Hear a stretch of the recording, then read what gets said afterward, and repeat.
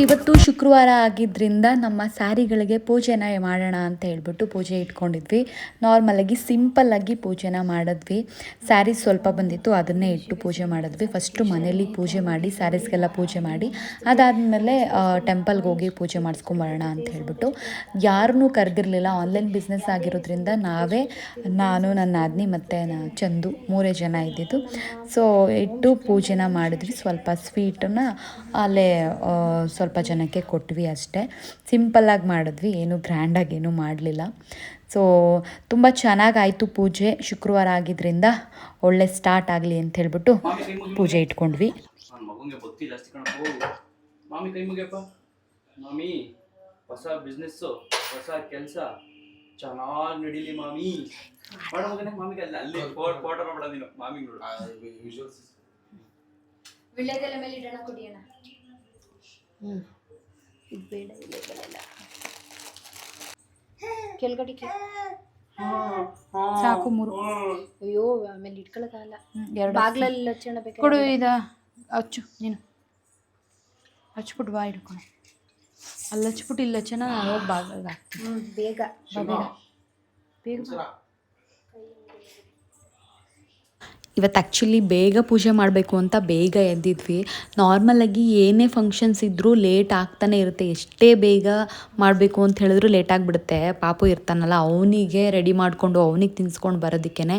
So first time ನಮ್ಮ sari ಬಿಸ್ನೆಸ್ಸಿಗೆ first time ಟೈಮ್ಗೆ ಕರೆಕ್ಟಾಗಿ ಬಂದು ಮಾಡಿರೋದು ನಾವು. ಅಂದರೆ ನಾರ್ಮಲಾಗಿ ಟೈಮಿಂಗ್ಸ್ ಕರೆಕ್ಟಾಗಿ ಏನೂ ಮಾಡೋದಕ್ಕೆ ಆಗ್ತಿರೋದಿಲ್ಲ. ಒಂದು 10 ಮಿನಿಟ್ಸು 15 ಮಿನಿಟ್ಸು ಹೆಚ್ಚು ಕಮ್ಮಿ ಆಗಿಬಿಡ್ತಿರುತ್ತೆ. ಸೊ ಇವಾಗ ಫಸ್ಟ್ ಟೈಮ್ ಪರ್ಫೆಕ್ಟಾಗಿ ಪೂಜೆನ ಮಾಡಿ ಮುಗಿಸಿದ್ವಿ. 9 ಗಂಟೆ ಒಳಗಡೆ ಮಾಡೋಣ ಅಂತ ಅಂದ್ಕೊಂಡಿದ್ವಿ. ಹಾಗೆ 9 ಗಂಟೆ ಒಳಗಡೆ ಮಾಡಿ ಮುಗಿಸಿದ್ವಿ. ಅದಾದಮೇಲೆ ತಿಂಡಿಗೆ ಒಂದು ಸ್ವಲ್ಪ ಸಿಹಿ ಮಾಡೋಣ ಅಂತ ಹೇಳ್ಬಿಟ್ಟು ಕೇಸರಿಬಾತು ಮತ್ತು ಪಲಾವ್ ಮಾಡಿದ್ವಿ. ಅದನ್ನು ಅಲ್ಲಿಗೆ ತೊಗೊಂಡು ಹೋಗಿ ಎಲ್ಲರೂ ಕೂತ್ಕೊಂಡು ತಿಂದ್ವಿ.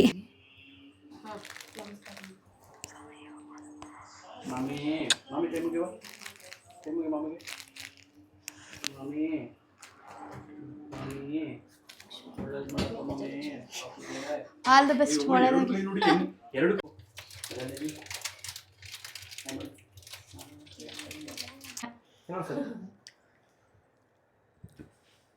ಬರವಾ ಬಾ.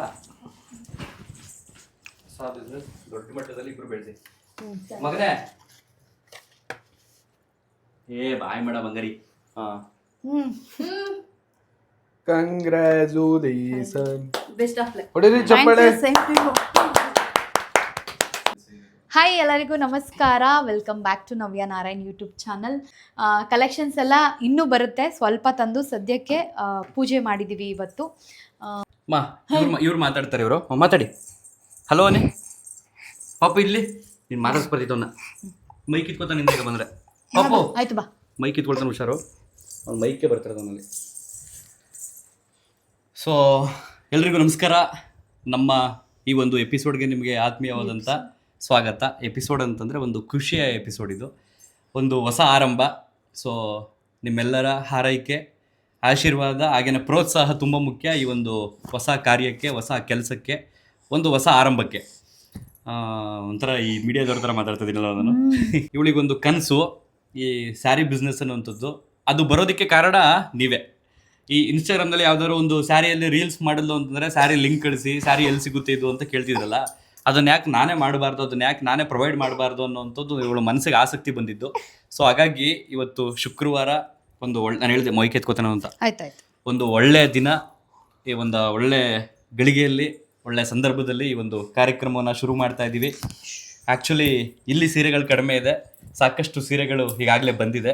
ಸೊ ಕೆಲವು ಸೀರೆಗಳನ್ನು ಇವರು ಆಯ್ದಂಥ ಸೀರೆಗಳನ್ನು ತಂದು ಇಲ್ಲಿ ಪೂಜೆ ಮಾಡಿ ಈ ಒಂದು ಕಾರ್ಯಕ್ರಮಕ್ಕೆ ಚಾಲನೆ ದೊರೆತಿದೆ ಈಗ.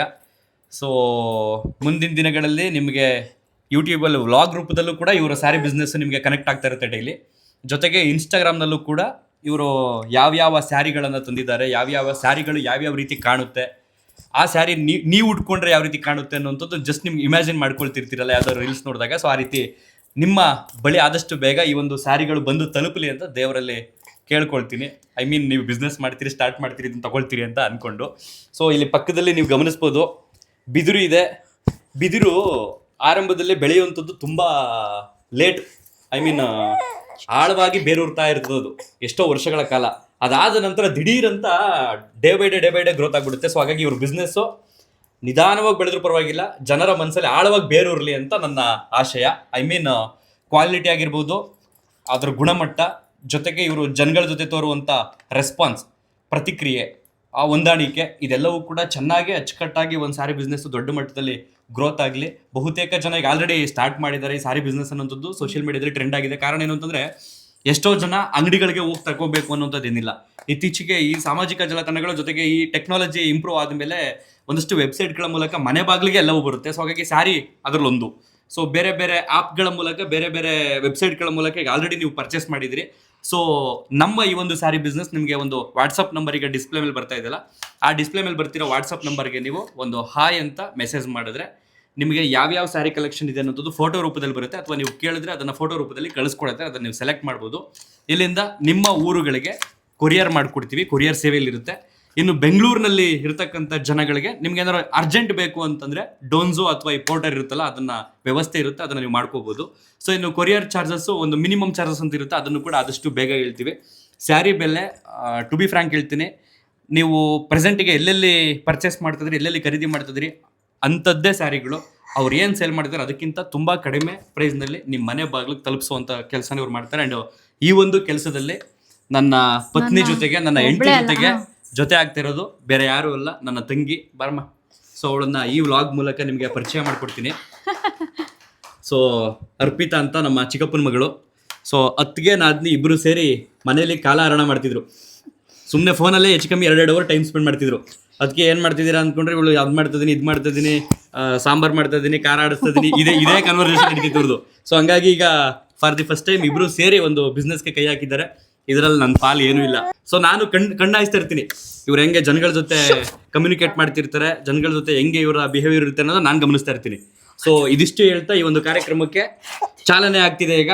So all the very best ಪುಟಿ, ಆಲ್ ದ ವೆರಿ ಬೆಸ್ಟ್ ಪುಟಿ ನಿನ್ಗುನು ಮಗನೇ, ಆಲ್ ದ ವೆರಿ ಬೆಸ್ಟ್ ನಿನ್ಗುನು. ಇವ್ರ ಜೊತೆ ಇರು, ನಿನ್ ಬರೀ ಮೈಕ್ ಕಡೆಯಿಂದ ಕಣ್ಣಾಕ್ಬೇಡ ನೀನು. ಆ್ಯಂಡ್ ಈ ಒಂದು ಸ್ಯಾರಿ ಬಗ್ಗೆ ನೆಕ್ಸ್ಟು ಅಂದರೆ ಯಾವ ಥರ ಯಾವ್ಯಾವ ಕಲರು ಮತ್ತು ಎಲ್ಲನೂ ನಾನು ನೆಕ್ಸ್ಟ್ ವಿಡಿಯೋದಲ್ಲಿ ತೋರಿಸ್ತೀನಿ. ನಮ್ಮ ಹತ್ರ ಯಾವ್ಯಾವ ಥರ ಸ್ಯಾರಿ ಇದೆ, ಯಾವ್ಯಾವ ಬಟ್ಟೆ ಅಂತೆಲ್ಲ ಹೇಳ್ಬಿಟ್ಟು. ಆ್ಯಂಡ್ ಸೊ ಸದ್ಯಕ್ಕೆ ಇವತ್ತು ಇಲ್ಲಿ ಪೂಜೆ ಮಾಡಿದ್ದೀವಿ. ನೆಕ್ಸ್ಟು ದೇವಸ್ಥಾನಕ್ಕೆ ಹೋಗಿ ಪೂಜೆ ಮಾಡಿಸ್ಕೊಂಡು ಬರೋಣ ಅಂತ ಇವತ್ತು ಪ್ಲ್ಯಾನ್ ಅಷ್ಟೇ ಇರೋದು. ಸೊ ನೆಕ್ಸ್ಟು ಸ್ಯಾರಿ ಬಗ್ಗೆ ತುಂಬ ವೀಡಿಯೋಗಳನ್ನ ಹಾಕ್ತೀನಿ. ಸೊ ನೋಡಿ, ನಿಮ್ಗೆ ಇಷ್ಟ ಆಗುತ್ತೆ, ಖಂಡಿತ ಇಷ್ಟ ಆಗುತ್ತೆ ಅಂತ ನಂಗೆ ನಂಬಿಕೆ ಇದೆ. ಮತ್ತು ಸ್ಯಾರಿ ಬಗ್ಗೆ ತುಂಬ ಚೆನ್ನಾಗಿ ತಿಳ್ಕೊಂಡಿದ್ದಾಳೆ. ಆ್ಯಂಡ್ ಅದು ಕಲರ್ ಕಾಂಬಿನೇಷನ್ ಆಗಿರ್ಬೋದು, ಆ ಕ್ವಾಲಿಟಿ ಆಗಿರ್ಬೋದು, ಎಲ್ಲ ನೀಟಾಗಿ ತುಂಬ ಚೆನ್ನಾಗಿ ತಿಳ್ಕೊಂಡಿರೋದ್ರಿಂದ ಅವಳು ತುಂಬ ಚೆನ್ನಾಗಿ ಸೆಲೆಕ್ಟ್ ಮಾಡ್ತಾಳೆ. ನಿಮ್ಗೆ ಖಂಡಿತವಾಗ್ಲೂ ಇಷ್ಟ ಆಗುತ್ತೆ ಅಂತ ಅನ್ಕೊಂತೀವಿ. ಸೊ ನೋಡೋಣ ಮುಂದೆ ಹೆಂಗಾಗುತ್ತೆ. ಸೊ ಈಗ ಸರ್ಪ್ರೈಸ್ ರಿವೀಲ್ ಆಗುವಂತ ಸಮಯ. ಸರ್ಪ್ರೈಸ್ ಅಂತಂದ್ರೆ ಏನು ಸರ್ಪ್ರೈಸ್ ಇಲ್ಲ, ಸುಮ್ಮನಿರೋ, ಕಣ್ಣು ಶಾಕ್ ಆಗಿ ನೋಡ್ತಾಳೆ. ಈಗ ನೀವು ಇಷ್ಟೆಲ್ಲ ಹೇಳಿದ್ರೆ ಬಿಸ್ನೆಸ್ಗೊಂದು ನೇಮ್ ಇಲ್ವಾ ಅಂತ ಕೇಳ್ತೀರಿ. ಸೊ ಹಾಗಾಗಿ ಆ ನೇಮ್ನ ರಿವೀಲ್ ಮಾಡುವಂತ ಸಮಯ. ನಾನು ನನ್ನ ಬಿಸ್ನೆಸ್ ಆಗಿರ್ಬೋದು, ನನ್ನ ವ್ಯವಹಾರ ಜ್ಞಾನದಲ್ಲಿ ಒಂದಷ್ಟು ನೇಮ್ಗಳನ್ನ ನನಗೆ ನಾನೇ ಕ್ರಿಯೇಟ್ ಮಾಡ್ಕೊಳ್ತೀನಿ. ಎಕ್ಸಾಂಪಲ್, ನಮ್ಮ ಯೂಟ್ಯೂಬ್ ಚಾನಲ್ ಆಗಿರ್ಬೋದು, ನನ್ನ ಸ್ಟುಡಿಯೋ ನೇಮ್ ಆಗಿರ್ಬೋದು, ನಮ್ಮ ಊರಲ್ಲಿ ಇರ್ತಕ್ಕಂಥ ಬಟ್ಟೆ ಅಂಗಡಿ ಆಗಿರ್ಬೋದು, ಇದೆಲ್ಲ ಯೂನಿಕ್ ಆಗಿರ್ಲಿ ಅನ್ನೋ ಕಾರಣಕ್ಕೆ ಥಿಂಕ್ ಮಾಡಿದೆ. ಬಟ್ ನನ್ನ ವೈಫು ಇಲ್ಲ, ಈ ಸಲ ಇದೇ ಚೆನ್ನಾಗೈತೆ ಅಂತ ಅಂದ್ಬಿಟ್ಟು ನನಗೆ ಸರ್ಪ್ರೈಸ್ ಆಗಿ ಒಂದು ನೇಮ್ನ ಇಂಟಿಮೇಟ್ ಮಾಡಿ ಅದನ್ನ ಕ್ರಿಯೇಟ್ ಮಾಡಿಸಿ ಇಟ್ಟಿದ್ದೀವಿ. ಸೊ ಹೇಳ್ತಾ ಇದ್ದೀನಿ ಧಾರೆ ಸೀರೆ. ಸೊ ಧಾರೆ ಸೀರೆ ಅನ್ನುವಂಥದ್ದು ನಮ್ಮ ಈ ಬಿಸ್ನೆಸ್ನ, ಈ ಆನ್ಲೈನ್ ಬಿಸ್ನೆಸ್ನ ಒಂದು ಹೆಸರು. ಅದು ರಿಜಿಸ್ಟರ್ ಕೂಡ ಆಗುತ್ತೆ. ಸೊ ಧಾರೆ ಸೀರೆ, ಧಾರೆ ಅಂತಂದರೆ ನಮ್ಮ ಸಂಪ್ರದಾಯದಲ್ಲಿ, ನಮ್ಮ ಸಂಸ್ಕೃತಿಯಲ್ಲಿ, ನಮ್ಮ ಆಚರಣೆಯಲ್ಲಿ ಈಗ ಮದುವೆ ಆಗುವಂಥ ಸಂದರ್ಭದಲ್ಲಿ ತುಂಬ ಮುಖ್ಯವಾದ ಗಳಿಗೆನೇ ಧಾರೆ. ಅಂದರೆ ಗಂಡು ಹೆಣ್ಣಿಗೆ ಧಾರೆ ಎರೆಯುವಂಥ ಸಂದರ್ಭ ಅಂತ ಹೇಳ್ತೀವಲ್ಲ. ಸೊ ಹಾಗಾಗಿ ಬಹುತೇಕ ಈ ಸೀರೆಗಳು ರಿಸೆಪ್ಷನ್ಗೆ ಎಷ್ಟು ದೊಡ್ಡ ಮಟ್ಟದಲ್ಲಿ ತಗೊಳ್ತಾರೆ, ಅದೇ ರೀತಿ ಧಾರೆಗೂ ಕೂಡ ಸೀರೆ ಚೆನ್ನಾಗಿರಬೇಕು ಅನ್ನೋದೊಂದು ಇರುತ್ತಲ್ಲ. ಹಾಗಾಗಿ ಧಾರೆ ಸೀರೆ ಅನ್ನುವಂಥದ್ದನ್ನ ನಮ್ಮ ಸಂಸ್ಕೃತಿ ಹೆಸರಲ್ಲಿ ನನ್ನ ವೈಫು ಹುಡುಕಿ ಅದನ್ನ ಚೂಸ್ ಮಾಡಿ. ಧಾರೆ ಅಂತಂದ್ರೆ ಒಂದು ಸುಂದರ ಅಂತ. ಸೊ ಹಾಗಾಗಿ ಧಾರೆ ಸೀರೆ ಅಂತಂದ್ರೆ ಬರೀ ಮದ್ವೆಗೆ ಸೀರೆ ಅಂತ ಅನ್ಕೋಬೇಡಿ, ಆಮೇಲೆ ವೈಟ್ ಕಲರ್ ಅನ್ಕೋಬೇಡಿ, ಬೇರೆ ತರನೂ ಸೀರೆ ಇದೆ. ಧಾರೆ ಅನ್ನುವಂಥದ್ದು ಒಂದು ಶುಭ ಸಂದರ್ಭದಲ್ಲಿ ಬಳಸುವಂತ ಹೆಸರಾಗಿರೋದ್ರಿಂದ ಆ ಹೆಸರಲ್ಲಿ ಈ ಒಂದು ಬಿಸ್ನೆಸ್ ಶುರು ಆಗ್ತೈತೆ. ನಿಮ್ಮ ಆರೈಕೆ, ಆಲ್ ದ ಬೆಸ್ಟ್ ಈ ಒಂದು ಬಿಸ್ನೆಸ್ ಇರಲಿ. Yes, thank you. ನೀವೆಲ್ಲರೂ ಸಪೋರ್ಟ್ ಮಾಡ್ತೀರಾ ಅಂತ ನಂಗೆ ನಂಬಿಕೆ ಇದೆ. ಸೊ ಅಷ್ಟೇ, ಮುಂದಿನ ದಿನಗಳಲ್ಲಿ ನನ್ನ ಸ್ಯಾರಿ ಕಲೆಕ್ಷನ್ಸ್ನ ನಿಮಗೆ ತೋರಿಸ್ತೀನಿ. ನಿಮ್ಗೆ ಇಷ್ಟ ಆದರೆ ಬೇಗ ಬುಕ್ ಮಾಡ್ಕೋಬಹುದು.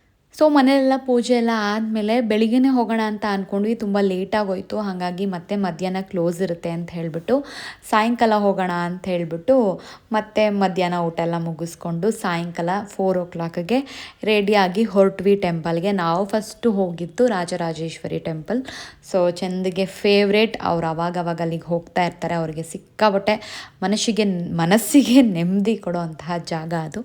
ಸೊ ಹಾಗಾಗಿ ಫಸ್ಟು ನಾವು ರಾಜರಾಜೇಶ್ವರಿ ಟೆಂಪಲ್ಗೆ ಹೋಗಿ ಅಲ್ಲಿ ಪೂಜೆನ ಮುಗಿಸ್ಕೊಂಡ್ವಿ. ಅಲ್ಲಿ ವೀಡಿಯೋನೂ ಮಾಡೋಂಗಿಲ್ಲ, ಯಾವ ಟೆಂಪಲಲ್ಲೂ ಒಳಗಡೆ ವೀಡಿಯೋ ಮಾಡೋಂಗಿಲ್ಲ ಅಲ್ವಾ.